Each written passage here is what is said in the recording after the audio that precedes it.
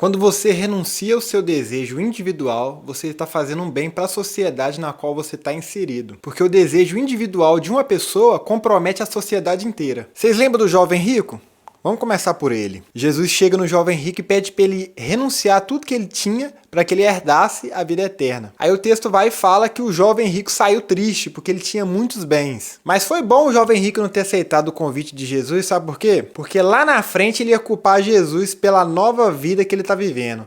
Um jovem que era acostumado a viver antes no luxo, agora vive seguindo um homem que é igual o vento, que vai de um lado para o outro e que não tem aonde reclinar a cabeça. Vocês lembram que Jesus disse que o filho do homem não tem aonde reclinar a cabeça? Jesus disse isso porque alguém tinha dito para ele que seguiria ele para onde quer que ele fosse. E aí essa expressão de Jesus significa que ele não tem um lugar para repousar nessa terra, porque ele veio para uma missão. Não era o propósito de Jesus construir um reinado aqui nessa terra e se tornar um líder religioso e governar sobre as pessoas. Mas era isso que o povo achava que Jesus ia fazer. Então assim, foi bom o jovem rico não ter vendido tudo ali na hora do impulso, no calor daquela emoção, porque lá na frente ele ia arrepender. E é isso que acontece com a maioria das pessoas que decide seguir Jesus. Essas pessoas vão pelo impulso e no calor da emoção, aceita o convite de Jesus, se entrega a ele, mas lá na frente arrepende, porque não parou para pensar e nem para analisar nas consequências da proposta de Jesus. E aí lá na frente arrepende porque elas não esperavam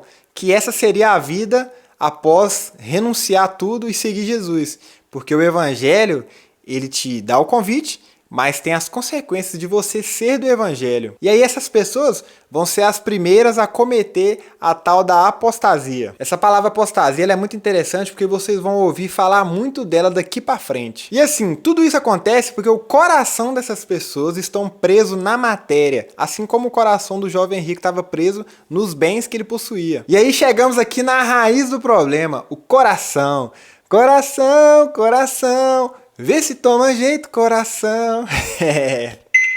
Segundo Freud, o problema do homem é o desejo. Isso porque a gente tem o id, o ego e o superego, que são conceitos da psicanálise que representam dois componentes da personalidade humana. Vamos lá. O id é a parte mais perversa do nosso cérebro. Não tem racionalidade e nem consciência. É uma energia que pulsa em busca do prazer. Então, tudo que envolve o prazer e os instintos é responsabilidade do id. Curtir a vida igual um desesperado, beijar na boca, fazer sexo, tudo que envolve os prazeres imediatos é responsabilidade do id. E o ego? O ego é o indivíduo, né? É a pessoa. E o superego é a parte de autopreservação do nosso cérebro. Ele é responsável por reprimir os desejos do id. O superego ele é mais consciente e aí ele te faz pensar no que é o certo a fazer. Doideira, né? Pra você entender melhor, você lembra aquele desenho do Pica-Pau, onde aparece dois diabinhos assim, né? O anjinho e o diabo de um lado, e aí eles ficam sugestionando o que o Pica-Pau tem que fazer? No caso, o id e o ego fica sugestionando o que a gente deve fazer. Então assim, para Freud, o problema do homem é o desejo. O indivíduo em busca de realizar e satisfazer os seus desejos,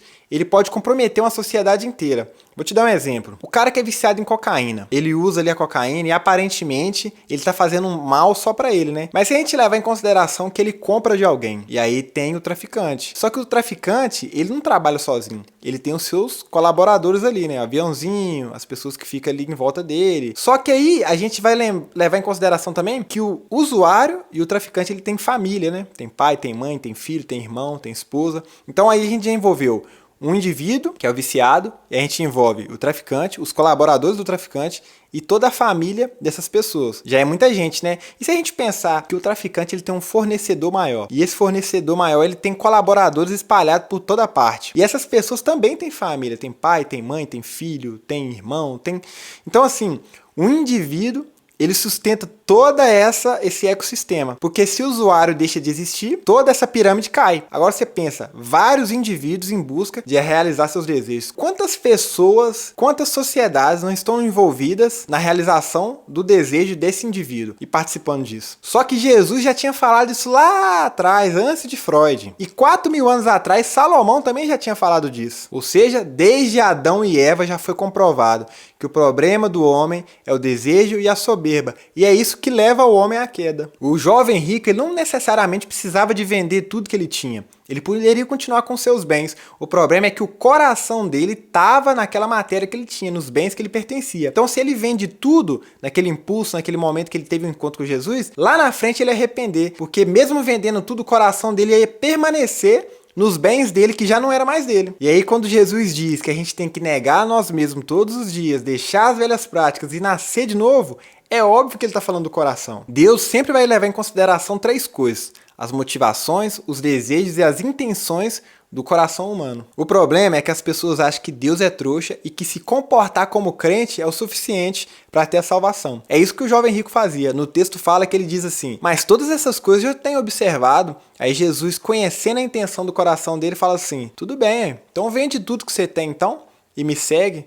Aí você vai ter a vida eterna. E aí o que o texto fala? Que o jovem rico sai triste porque ele tinha muitos bens. Se comportar como santo não faz diferença nenhuma, uma vez que Deus já conhece as nossas intenções, os nossos desejos e as motivações do nosso coração. Pra você ter ideia, na época Jesus chamou os caras de sepulcro caiado.